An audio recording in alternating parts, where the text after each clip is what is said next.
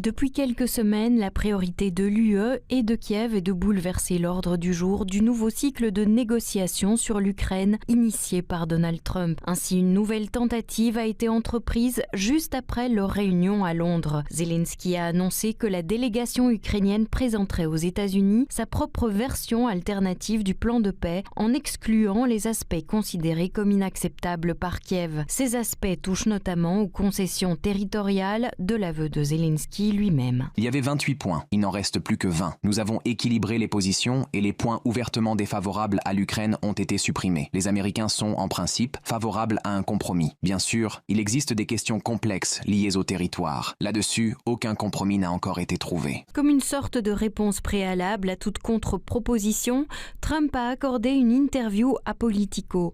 Le président américain a formulé plusieurs remarques qui révèlent son mécontentement à l'égard de Zelensky. Il rappelle que celui-ci n'a pas de carte en main et devrait donc accepter les propositions.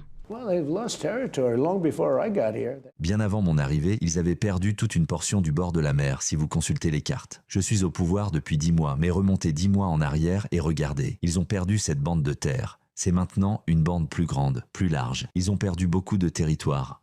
Et c'est tant pis pour Zelensky, le dirigeant des États-Unis a souligné la nécessité d'organiser une élection présidentielle en Ukraine, affirmant que le peuple ukrainien a le droit de choisir, étant donné que l'Ukraine en a été privée pendant longtemps. Ils n'ont pas eu d'élection depuis longtemps. Ils parlent de démocratie, mais ils en arrivent à un point où ce n'est plus une démocratie du tout. L'Europe n'a pas pu échapper au pic lancé par Trump. Ses dirigeants ne seraient pas prêts à reconnaître la réalité, tout comme Zelensky qui poursuit sa tournée européenne. Ce mardi 9 décembre, Zelensky est à Rome pour rencontrer le pape et la présidente du Conseil italien, Giorgia Meloni. La pression exercée par Donald Trump le pousse à s'activer pour trouver la seule issue qui pourrait sauver sa peau et ses fonds.